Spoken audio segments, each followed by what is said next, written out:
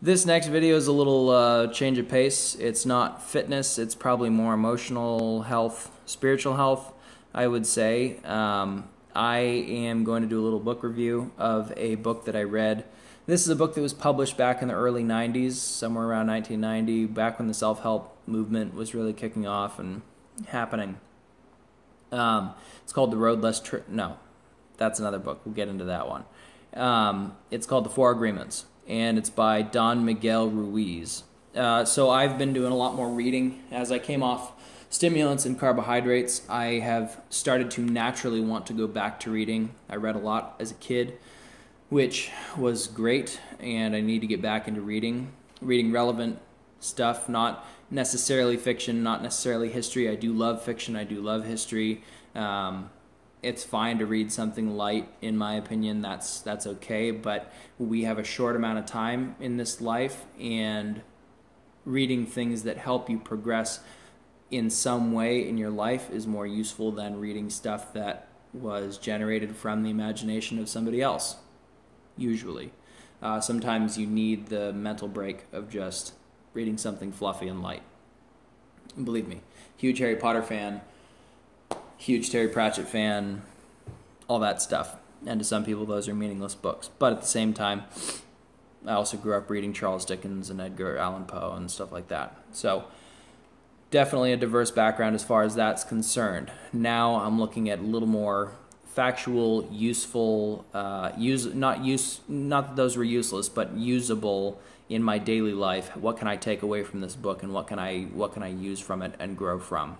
So The Four Agreements was the first one that I read. The writing, this is like a little book review, kind of. The writing was horrible, I guess you'd say. He's not a writer in as many words. He was trying to help people out, and he was trying to frame it in a way that, my take on it was, he was trying to frame it in a way that was more of a story and less intrusive than a therapist telling you, do these things and you'll be a better person. It was a little softer approach, which is fine. His writing was wishy-washy and a little bit... He was trying to fill in for wanting to make a 140-page book in what he could have said in 30, 40 pages. Anyway, all that to say, the content, the Four Agreements themselves, probably not his idea. He's built up this whole story about the Toltec wisdom and whatever, which I'm fairly certain is just a gimmick to get people to buy into the story, which is okay. It works for a lot of people to be sold something like that. But I wished he would have just gone with the Four Agreements and written them down. The first agreement, I'll go over the Four Agreements, and then I'll talk to you about them and what I feel about them and how I've used them. So, the Four Agreements. The first agreement is to be impeccable with your word. The second agreement is to not make any assumptions. The third agreement is to... Let's see what the third agreement is. I remember these... Oh, the third agreement is to don't make an assumption. Okay. Be impeccable with your word, number 1. Don't take anything personally, number 2. Don't make assumptions, and then 4 is always do your best. So, being impeccable with your word, this is a great one for me to work on, because for the last 30 years, if you know me, whatever, I have been very critical of other people, which a lot of that is I'm critical of myself. I was critical of myself and really, really broke myself down into little pieces to try and figure out what was going on. And I did not really receive an emotional education, I guess you would say. Anyway, so being impeccable with my word means not judging other people. And that feeds into a lot of stuff. But for me, it's taking account of what I'm saying. Is it necessary? Is it true? And is it helpful? And that's helped me to be more impeccable with my word. Instead of just going off on a rant about somebody, tearing them down when it doesn't really matter, or shouldn't be said, or whatever, it's not appropriate. It's definitely helped me to focus on what needs to be said and to remove emotions from describing situations or people and just be, well, these were the facts. Not as I see them, because my perspective is obviously different than other people's perspectives. These were like actually the facts that 12 people saw happen. This person did this to that person, that happened. Instead of my personal tint on what that person did and why that was bad and this, that, and the other thing. So that was the first one, being impeccable with your word, and that's a tough one for me. The second one being, don't take anything personally. This was a big one because this gets deeper into my own personal insecurities, and when somebody says something, taking it personally and thinking, oh, they meant that this way, or they said that and they must think I'm a horrible person, or their opinion actually doesn't matter. That's something to learn too, is that other people's opinions are just that. They're other people's opinions, and they're entitled to those opinions, whether they're right, whether they're wrong. Their perspective is obviously going to be different than your perspective. There are rare occasions when your perspective lines up with other people's perspectives.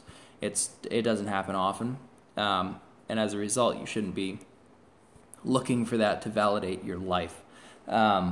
Things that I'm learning in the last few years, which is great. I love that I'm learning this. I wish I had learned them at a younger age. It would have put me so far ahead. But I'm here now and I'm learning that. All that to say, don't take things personally. Don't take anything personally. And I literally mean don't take anything personally. Someone says you're a great person, don't take it personally. Given the next day, they'll turn around and they'll probably be like, God, that person's an idiot. Ugh, and they tear you down. Don't take anything personally. Good, bad, indifferent. Don't take it personally. It's somebody else saying it to you, doing it to you, based off of how they feel about themselves, their perspective, and what they think. Leads me to the third one, which is don't make assumptions. This is still one that I'm definitely working on. I have not gotten there. All of them, I'm working on all of them, but this one's a tough one for me. Not making assumptions.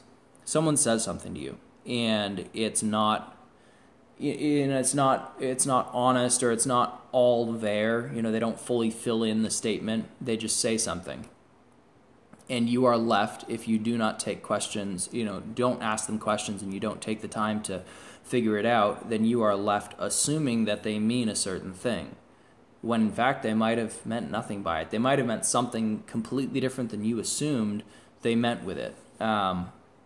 So it's very, very important, instead of assuming something and basing your judgments and basing how you move forward off of those assumptions, extremely important not to assume anything. Somebody says something to you. If you don't understand it and you're left there making an assumption, ask them the question. Well, what do you mean by that? Or could you clarify that? I didn't really get that. Anyway, this one's a tough one, and I think you'll find that it's a tough one as well. A lot of us assume a lot without ever asking follow-up questions.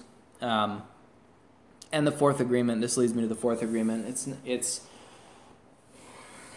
It's important, and it kind of solidifies the three other ones, and he talks about this in the book. The fourth agreement being do your best in everything. If you're doing your best with each of these agreements, then you're going to get better. Your best may not be better. In some areas it may be great. In other areas it may not be great. Do your best in everything. That's the key. Don't beat yourself up. There's no amount. Scott McGee from the Sizu Way podcast took a quote from somebody. I can't remember who he took the quote from, but I saw it on his site. And it said, no amount of guilt is going to change the past, and no amount of anxiety is going to change the future. And it's amazingly true.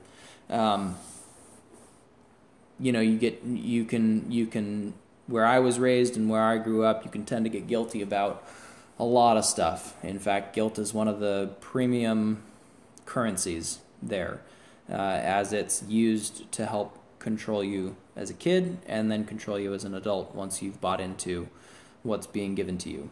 That's a whole different conversation.